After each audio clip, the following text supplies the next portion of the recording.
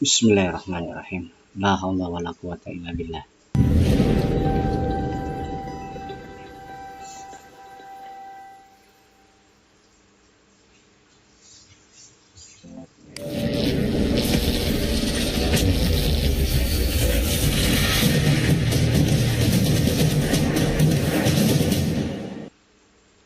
Assalamualaikum warahmatullahi wabarakatuh. Jumpa kembali lagi dengan saya Iman Santoso. Gimana kabarnya kalian? Mudah-mudahan sehat selalu sehingga kalian bisa mengikuti video pembelajaran bersama saya. Kali ini kita akan bahas tentang persiapan SBMPTN 2020. Akan bahas tentang tes potensi skolastik bagian numerasi. Mudah-mudahan kalian bisa mengikutinya dan menyimak dan bisa memahami apa yang akan dijelaskan. Oke, kita coba nomor 1. Jika A dibagi B lebih dari 0, maka ini ada beberapa kemungkinan. Yang pertama,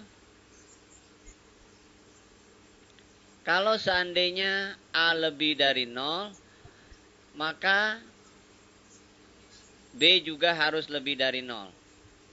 Yang kedua, kalau seandainya A kurang dari 0, maka B juga harus kurang dari 0. Jadi ada dua kemungkinan.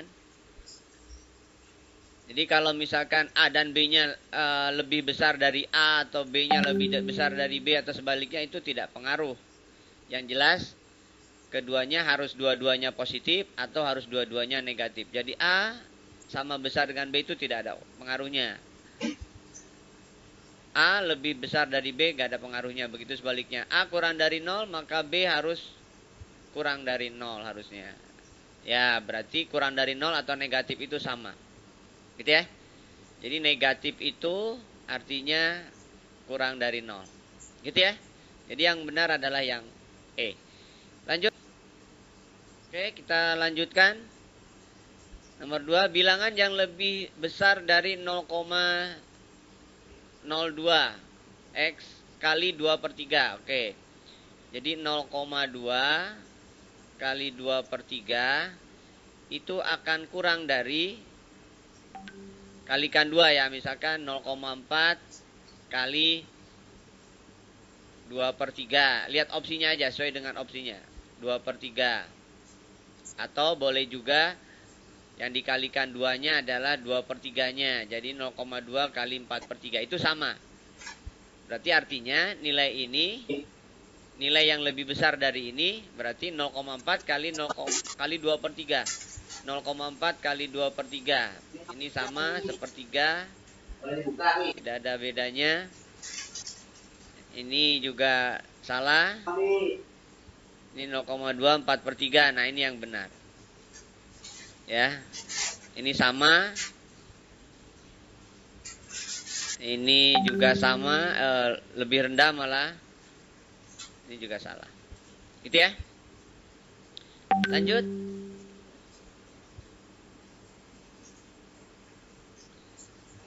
Dua AX tambah 2 sama dengan 10, kemudian 4BX tambah 4 sama dengan 6. Berapakah A per B? Oke, di sini ada bilangan yang bisa dikumpulkan.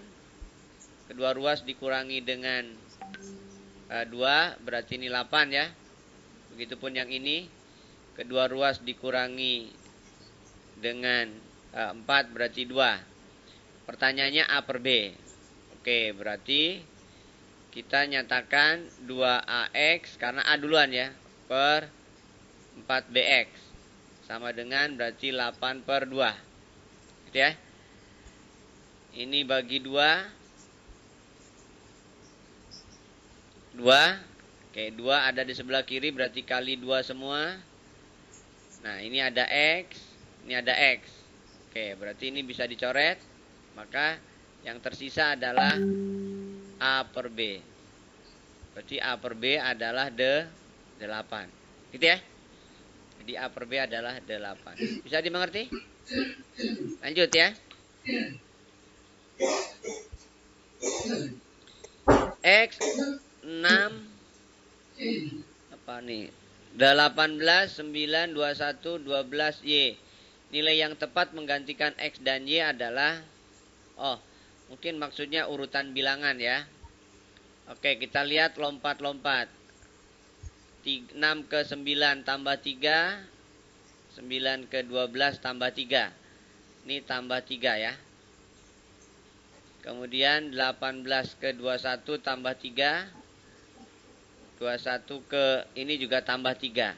Nah, berarti ini mundur 3. Oke, berarti X adalah 18 kurangi 3. Berarti Y adalah 21 tambah 3. Jadi 18 kurangi 3, 15. 21 tambah 3 berarti 24. Jadi X-nya 15, Y-nya 24. Bisa ngerti ya? Lanjut. Jika 1/A ditambah 1/B tambah 1/C adalah 1/D, berapakah A? Oke.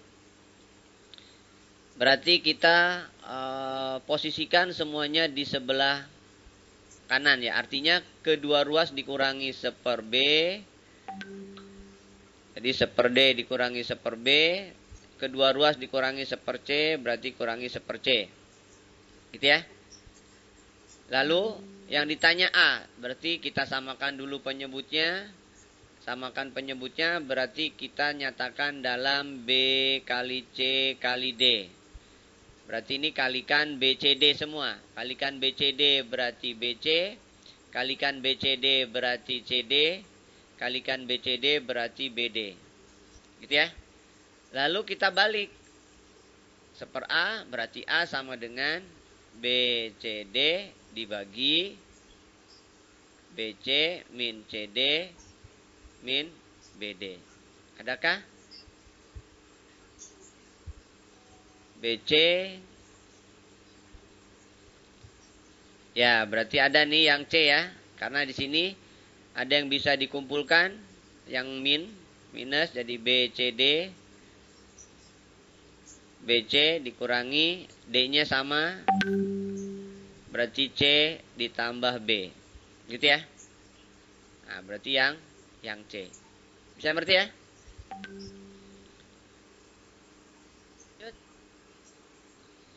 Nilai 11 pada segitiga P adalah hasil operasi aritmatika semua bilangan di luar segitiga P. Dan menggunakan operasi aritmatika yang sama, nilai dalam segitiga Q berapa? Oke, aritmatika, penjumlahan, perkalian, pengurangan, pembagian gitu ya. Kalau dilihat dari ini kalau dibagi berapa tuh? 16 ya. Ini hasilnya dikurangi 5. 11 ya. Jadi artinya 48 maksudnya dibagi 3 dikurangi 5. Itu adalah 16 dikurangi 5, 11. Oke, berarti dengan cara yang sama, yang ini sama. Berarti 36 dibagi 2 dikurangi 6. Berarti 18 dikurangi 6. Berarti 12 ya. Ya, jadi hasilnya adalah 12. Bisa dimengerti ya?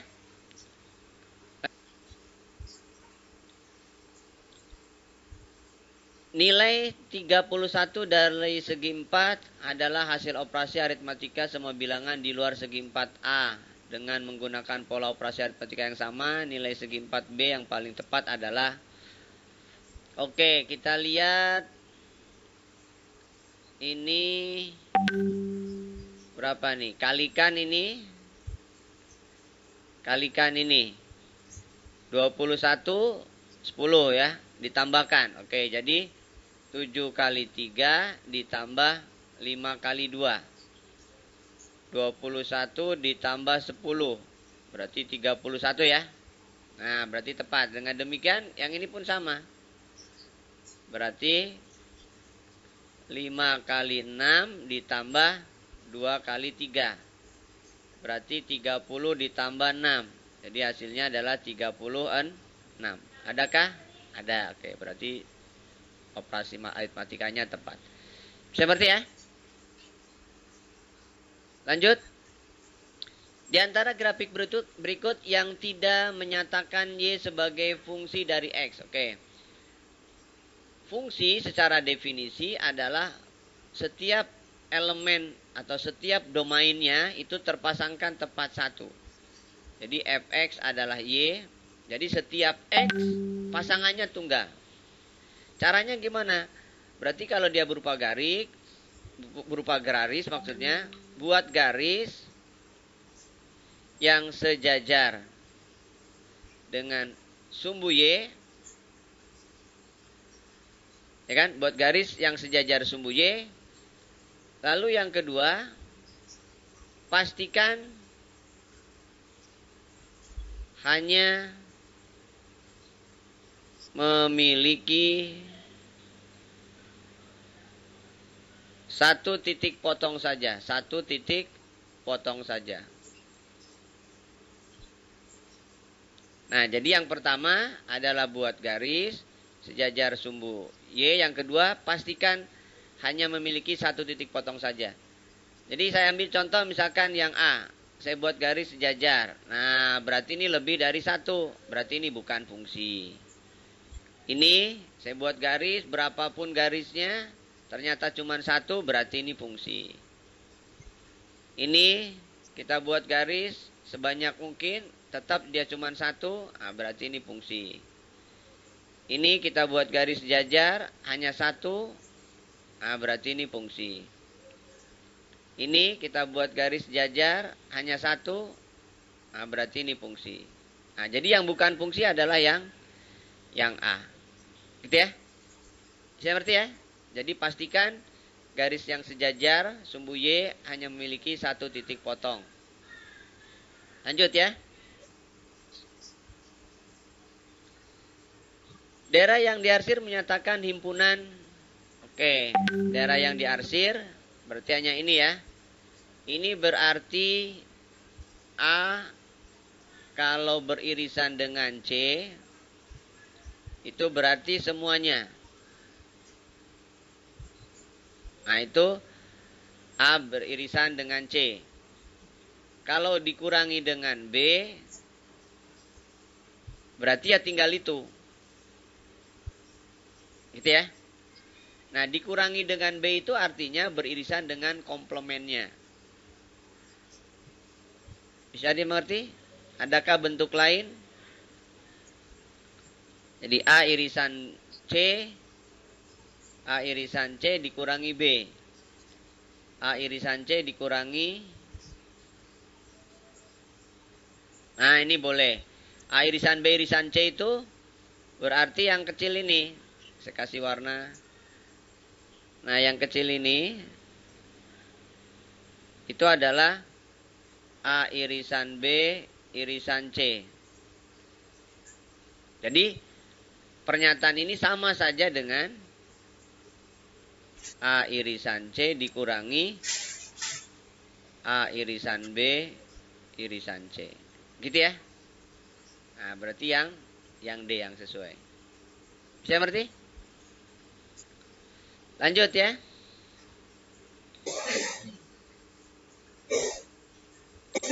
Hasil pengurangan dari 2X plus 4Y oleh, oke, pengurangan ini oleh ini. Berarti 2X min 4Y per 4 dikurangi 6X min 3Y per 8. Kita samakan penyebutnya.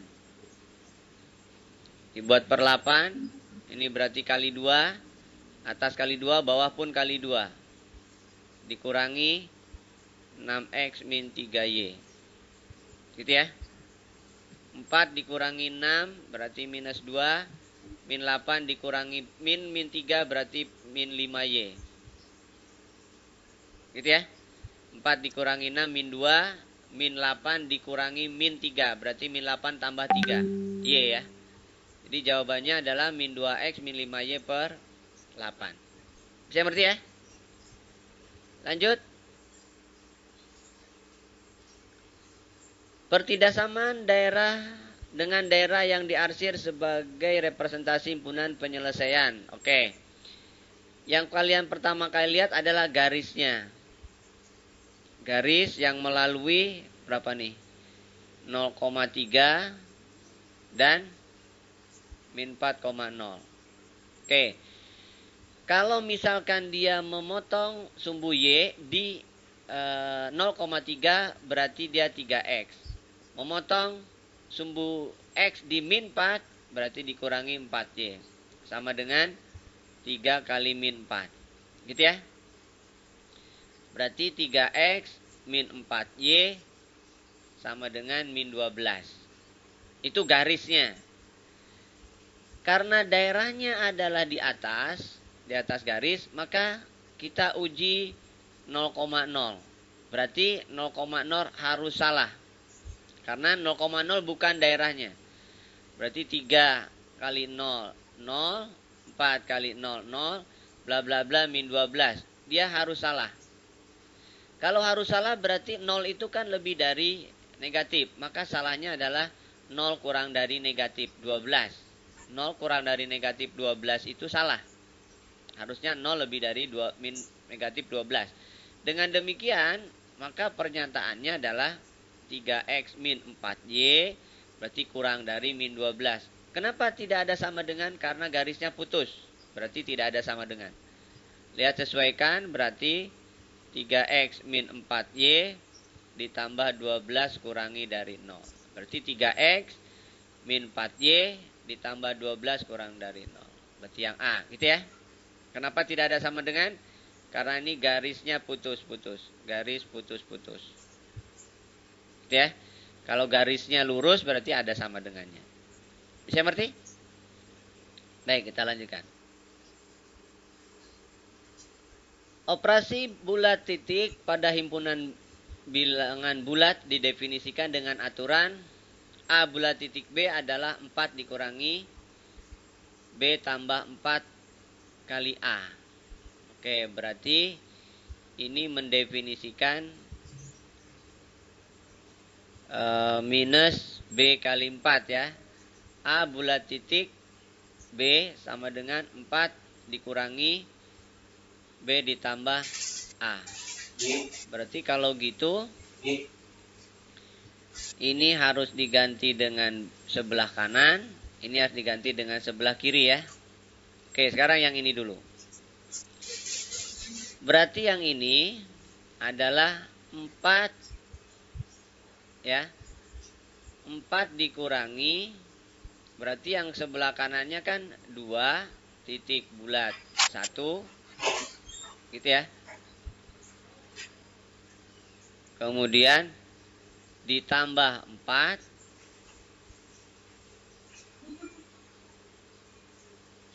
dikali A. A-nya dalam hal ini adalah 4 ya. Oke, ulangi ya. 4 dikurangi B-nya dalam hal ini ya. Ini B-nya. Ditambah 4 dikali A-nya 4. Oke. Nah, sedangkan yang ini saya garis bawahi yang ini. Berarti ngikutin polanya adalah 4 dikurangi dalam kurung 1 ditambah 4 kali A. A-nya 2. Berarti hasilnya adalah 4 dikurangi 5 kali 2, 10. Berarti minus 6. Oke. Berarti kesimpulannya yang ini 4 dikurangi. Yang 2 bulat titik 1 itu diganti dengan minus 6. Ditambah 4 dikalikan 4. Berarti 4 dikurangi minus 2 kali 4 berarti minus 8. Berarti 4 ditambah 8. Berarti hasilnya 12 ya. Bisa ngerti ya? Ya, jadi hasilnya adalah 12. Jadi perhatikan aturan mainnya dengan dengan pernyataan tersebut. Bisa dimengerti? Oke, kita lanjutkan. Segitiga BDC sama kaki. BDC sama kaki. Ini sama kaki ya. Di mana ACDC.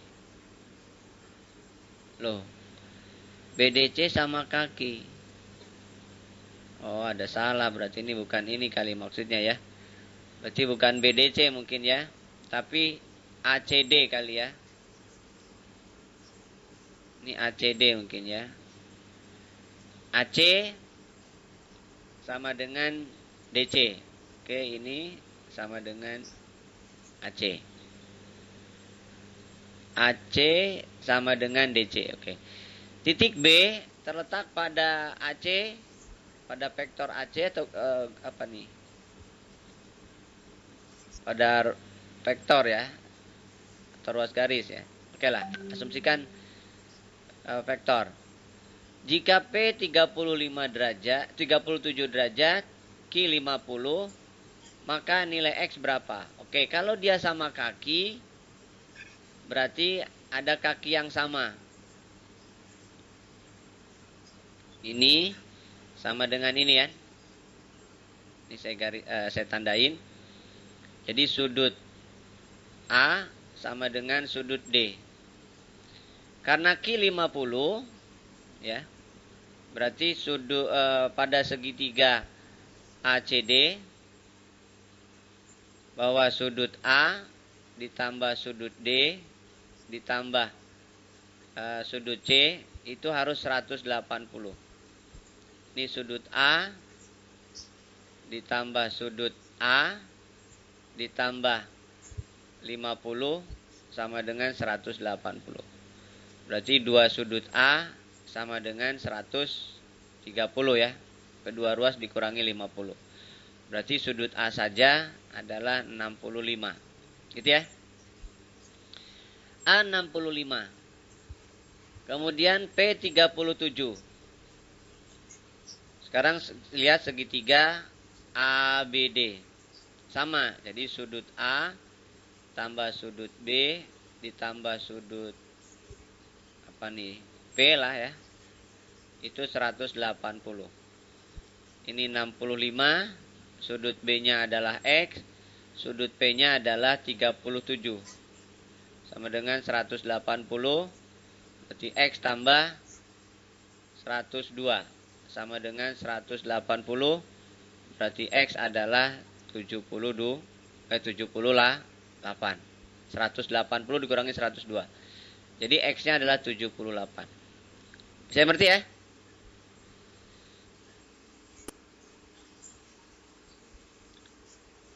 Titik E dan F berturut-turut adalah titik tengah AD dan DC pada persegi ABCD. Oke. Ini titik tengah berarti sama. Gitu ya? Jika AB adalah 6, maka luas EBFD. Luas EBFD berarti yang ini. Oke. Karena ini persegi berarti ini juga 6. Karena ini separoh berarti ini 3. Berarti ini juga 3. Gitu ya. Nah, di sini bahwa luas segitiga AEB sama saja dengan luas segitiga BCF. Gitu ya. Yaitu setengah kali 6 kali 3. Berarti 9. Ya. Sedangkan luas apa nih? EBFD itu adalah luas persegi dikurangi 2 kali luas segitiga AEB.